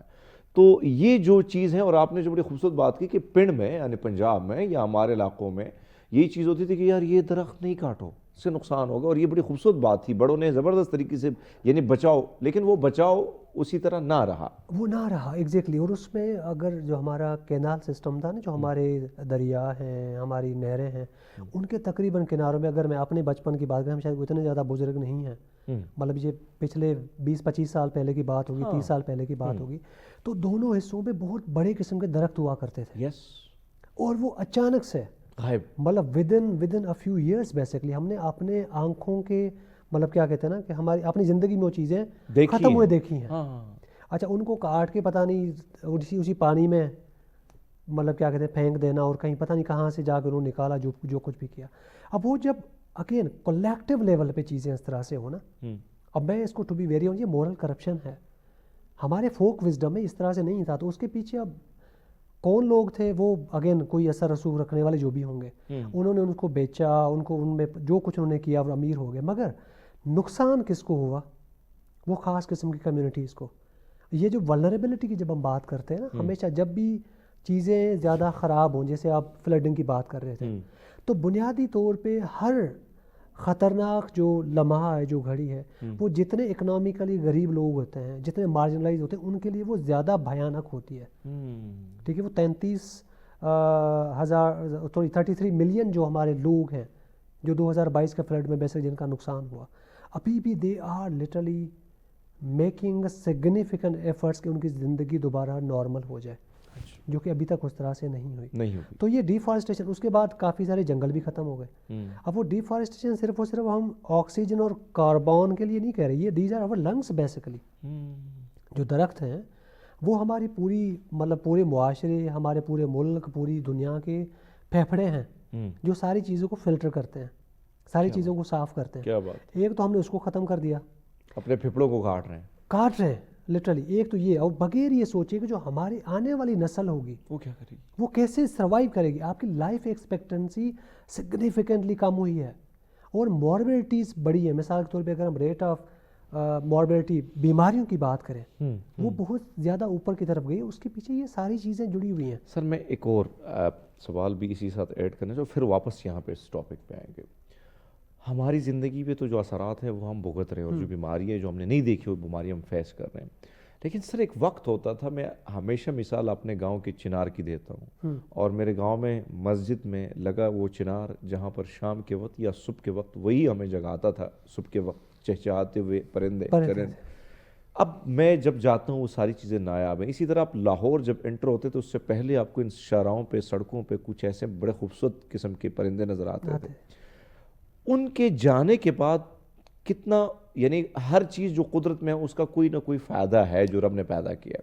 उनके जाने के बाद कितना बड़ा नुकसान उसकी वजह से इंसानों को हुआ, और चरिंदों की वो जो खूबसूरती थी उसको हमने कितना धचका दिया। हमने देखिए वो ये बात है कि हमने सारी चीज़ों को ना डिस्टर्ब कर दिया है। वो जो एक बैलेंस था वो सारे का सारा वो ख़त्म हो गया है। तो एक तो एग्जैक्टली वो खूबसूरती वाले पहलू में, और दूसरा उनका अपना एक अहम किरदार है। मतलब छोटी सी मिसाल दी जाती है, जो शहद की मक्खियाँ हैं, ये कहा जाता है कि लिटरली अगर ये ख़त्म हो जाए तो दुनिया बहुत जल्दी ख़त्म हो जाएगी। अच्छा। क्योंकि उनका रोल आजकल हमने, मतलब मैं अगर बात करूं कि अगर कहीं पर भी ये शहद की मक्खियाँ ज़्यादा हैं, इनका एक रोल है वो जो क्रॉस फर्टिलाइजेशन, जो पॉलिनेशन का पूरा है। ठीक है, अदर देन कि हमें वो अच्छा किस्म का शहद मिल जाता है जिसमें बहुत ज़्यादा उसके सेहत के उसके पॉजिटिव एस्पेक्ट्स हैं, मगर वो उसको हमने ख़त्म कर दिया है।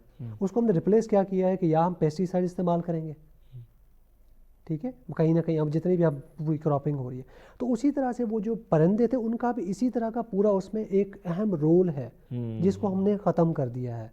और कहीं ना कहीं तो मैं ये भी कहूँगा कि उसका कहीं कहीं रूहानियत के साथ भी ताल्लुक है, क्या बात? कहीं मेंटल हेल्थ के साथ हमारा ताल्लुक है, जिसको हमने बिगाड़ दिया। जैसे आप कह रहे हैं ना कि उसी दरख्त को अगर आप वहाँ पे गुजरते हैं और मुख्तलिफ़ किस्म के कलरफुल आप परिंदे देखते हैं, उनकी जो है वो बोलियाँ, उनके जो गीत हैं वो सुन रहे हैं, तो आप रिलैक्स हो जाते थे मेंटली, स्ट्रेस ख़त्म हो जाता था। तो अब उस तरह की हमारे पास ये जो नेचुरल एंटरटेनमेंट थी वो उस तरह की नहीं रही। यानी वो मुझे आज भी याद है, मेरे घर के बिल्कुल पास जो दरख्त, क्योंकि मेरा गांव है तो गांव में घर जो है बिल्कुल दरख्तों के बीचों बीच है, तो रात के वक्त या सुबह के वक्त, रात के वक्त उमूमन कोयल अपनी सुरीली आवाज़ सुनाती है। और यकीनन वो जब आप अंधेरा, गांव में तो ट्रैफिक नहीं है, कुछ भी नहीं है, तो वो एक अलग सा सुरूर होता है जो आपको स्ट्रेस लेवल आपका बड़ा कम कर देता है। और बड़ी खूबसूरत बात आपने उसको, जिस तरीके से आपने उसको उस पर नज़र दौड़ाई, तो मेरे ख्याल में इससे और क्या बात हो सकती है कि आजकल हमारी जनरेशन को कितना स्ट्रेस है, कितनी एंजाइटी है, कितने डिप्रेशन में हम चले गए हैं, नेचर से दूर होते होते हम कमरों तक महदूद हो गए। सर अब इधर आते हैं, बाहर दुनिया में आप रहे भी होंगे, आपने देखा बड़े क्लोजली, आप पढ़ते भी बहुत ज़्यादा, दुनिया को कवर भी करते हैं। यानी मैं खुद सिंगापुर गया, एक छोटा सा जजीरा, इतना ज़्यादा नहीं है, लेकिन उसके बावजूद अगर आप देखें उनके बिल्डिंग्स, उनके डिज़ाइंस को, या ऑस्ट्रेलिया को अगर आप देखें, तो जो वहाँ पर जो लिविंग स्टाइल है उसके साथ साथ उन्होंने क्या किया है कि दरख्त जो हैं हर घर के साथ उन्होंने ज़बरदस्त बिल्डिंग्स को ऐसे ही बनाया हुआ है। तो इस वक्त जो अगर हम देखें हर तरफ से, अब ये मैं देख रहा था यहाँ पे थोड़ी सी थी, लेकिन उनका हम नाम नहीं ले सकते, मेरा शो बंद कर देंगे। तो यहाँ से आप श्रीनगर से निकलेंगे, कई लहलहाते खेत थे, मुख्तलिफ सोसाइटियों की तरफ जब आप जाते हैं तो अब कोई खेत बचे थे, अब उस पर मैं परसों गया तो वहाँ कहा जा रहा है कि यहाँ पे भी बिल्डोज़र फेरे जा रहे हैं। तो ये जो कंक्रीट हम बिछा रहे हैं, कुछ लोग माफिया जो है, मैं माफिया लफ्ज़ इस्तेमाल करूँ, जो नेचर को नुकसान पहुँचाते हैं, वो ये पॉकेट में पैसे डाल रहे हैं। तो क्या आपको नहीं लगता ये जो कंक्रीट से पैसा और अपनी नस्लों के लिए बचाव के लिए पैसा वो जमा कर रहे हैं, तो इसका खमियाजा उनकी नस्लों को भी भुगतना पड़ेगा अगर वो इधर रहे या जिधर भी रहे? देखिए, आपने अगेन बहुत बेहतरीन एक मिसाल दी कि मुझे यूरोप में तकरीबन मैं 8-9 साल रहा हूँ वियना में, और एक उसको ना क्वालिटी ऑफ लाइफ के हिसाब से या स्टैंडर्ड ऑफ लाइफ के हिसाब से वियना और मेलबर्न ऑस्ट्रेलिया का जो शहर है उनमें अक्सर और बेशतर मुकाबला रहता है। तो अब ऑफ कोर्स कहीं ना कहीं वो मेरे अंदर वो सब्जेक्टिवली जरूर बाजी यहाँ से कंटिन्यू करेंगे। नाज़रीन लेते एक छोटा सा ब्रेक, हमारे साथ रहिएगा। वेलकम बैक नाज़रीन, प्रोग्राम एक बार फिर खुशामदीद कहते हैं। और रोशब, जो बात हम कर रहे थे, जो आप फरमा रहे थे कि ऑस्ट्रेलिया मुख्तलिफ शहरों में जो मुकाबला है, कंटिन्यू करें। देखा जाए ना तो मतलब मैं ये कह रहा था कि मैं सब्जेक्टिव हो सकता हूँ कि वियना अक्सर और बेशतर नंबर 1 शहर रहता है और कैपिटल इदारा हुकूमत है ऑस्ट्रिया का, ठीक है, और पूरी दुनिया में कि उस वहाँ पे जो ज़िंदगी गुजारने की जो मतलब क्या उसको कहते हैं, जो मीज़ान, जो क्वालिटी या स्टैंडर्ड है, वो नंबर 1 है। तो उसमें जहाँ पे पब्लिक ट्रांसपोर्ट बेहतर है, बाकी सारी चीज़ों की तो शायद हम अलग हिसाब से बात करें, जिस तरह से उन्होंने अर्बन सेंटर्स बनाए हुए हैं, उसके अंदर बहुत ज़्यादा पार्क्स हैं, ठीक है, मतलब उसके अंदर आप जाएं तो मतलब थोड़ी फासले पे आपको बेहतरीन किस्म का पार्क मिलेगा, और उसमें एक बहुत पुराना दरख्त मिलेगा, पुराना दरख्त मिलेगा, बाकी जिसको आप दरख्त कहें, क्या बात, ठीक है। तो उस चीज़ को कहीं ना कहीं उन्होंने उस तरह से मेंटेन किया हुआ है। हम जब अपनी बात कर रहे हैं तो अर्बनाइजेशन जिस तरह से हमारे पास हो रही है, उसके अंदर भी कहीं ना कहीं फिर सारी चीज़ें आपस में जुड़ी हुई हैं, एक विशेष सर्कल है जिसकी वजह से लोग अर्बन एरियाज़ की तरफ आ रहे हैं। तो अर्बन एरियाज़ एक तो फिर हमारे लिए सबसे बड़ा चैलेंज ये है कि वाकई ही उनके लिए हमने मकान बनाने हैं, घर बनाने हैं। तो जब बनाने तो डेफिनेटली है, but I think we need to be proactive, not literally reactive, कि वो जो आप बात करते हैं उसको फिर एक प्रॉपर मनसूबा बंदी के साथ बनाया जाए कि एक जो अगेन वो जो बैलेंस है पूरा इकोसिस्टम का, उसको मेंटेन किया जाए। वो जो दरख्तों वाली बात है, वो जो पार्क्स, वो सारी के साथ ये हमारा विरसा है। जो पहले मैं बात कर रहा था कि ये जो दरख्त हैं दे शुड नॉट बेसिकली वो उस तरह से मिसिंग ना हो जाएं, we need to preserve them, क्योंकि उनका प्रिजर्व करने का मतलब ये है कि हम अपनी नस्लों को बचाएंगे, ठीक है, वो पूरे उस इकोसिस्टम को हम बचाएंगे। तो अगर उसकी बुनियाद पे अगेन हम अपने आप इस वक्त इकोनॉमिकली अगर हम अमीर भी हो जाएंगे तो हम इमोशनली गरीब रहेंगे, हम मेंटली गरीब रहेंगे, हम सोशली गरीब हो जाएंगे, हम कल्चरली गरीब हो जाएंगे बुनियादी तौर पे, और बाद में फिर हम इसी वजह से रो रहे होंगे। हमारी आने वाली नस्ल होगी वो मल्टी डायमेंशनल पॉवर्टी में ज़िंदगी बसर करेगी, और हर चीज़ पैसे से नहीं खरीदी जा सकती। ऐसे ही we need to understand it कि ठीक है, कुछ ज़रूरियात को पूरा करने के लिए, अहम ज़रूरियात को पूरा करने के लिए पैसे की ज़रूरत पड़ती है, मगर इसका ये कतई मकसद नहीं है कि हम हर चीज़ पैसों से खरीद सकें। डॉक्टर साहब एक और चीज़, इस वक्त अगर आप देखें, चाहे हम लाहौर की बात करें, चाहे हम दीगर अंदरूनी पंजाब की बात करें, साउथ पंजाब वगैरह में, तो आपको दिन, यानी मैं तो लाहौर में जब सुबह उठता था शो के लिए, तो मेरा ऑफिस, यानी ऑफिस तक जाते जाते मुझे ये नज़र नहीं था कि लाइट लगा के गाड़ी आगे जाती सुबह के टाइम, फिर उसके बाद 11 तक ये मामला रहता है, पूरा दिन भी रहता है। ये जो सूरत हाल है, अब इसके हवाले से कभी कहते हैं कि भाई सब मसनूई बारिश बरसा दो या ये कर दो, लेकिन जब ये चीज़ सर पे आती है तब थोड़ी बहुत एक्टिविटी हमें नज़र आती है। उसके बाद अगर हम देखें, वो फैक्ट्रियाँ, वो सारी चीज़ें उसी तरह खुली रहती हैं। क्या ऐसी वजूहात हैं, अगर इस पर हमने यानी रोकथाम के लिए कोई अमल ना किया, अमलन कुछ काम ना किया, तो क्या लगता है सर, क्या कितना नुकसान लाहौर या इन इलाकों को होगा, और ये पाकिस्तान को लिपेट में किन इन इलाकों को ये ले सकता है? देखिए, फिर ये जो स्मोग वाला मसला है, मतलब आप लाहौर की बात करें, आपके जितने जो बड़े शहर हैं, कराची की बात करें, ठीक है, कहीं ना कहीं इस्लामाबाद, पिंडी में भी हमें चीज़ें नज़र आना शुरू हो गई, ठीक है, मतलब जितने भी आपके बड़े बड़े शहर हैं, मतलब अलमिया तो ये है कि लाहौर में जैसे करेंगे सूरज अब आपको नज़र नहीं आता, ठीक है, और इस स्मोक के अंदर ना वो डिफरेंट किस्म के पार्टिकल्स हैं, जिसको एयर पॉल्यूशन जो इंडेक्स है, जो कि normally I think it should be WHO के स्टैंडर्ड के मुताबिक शायद 15 माइक्रोग्राम पर क्यूबिक मीटर उसकी क्वांटिटी होनी चाहिए विद इन 24 आवर्स। अच्छा। और लाहौर में 1000 से ऊपर तकरीबन 1100 पे जाके पहुंचा है। यस।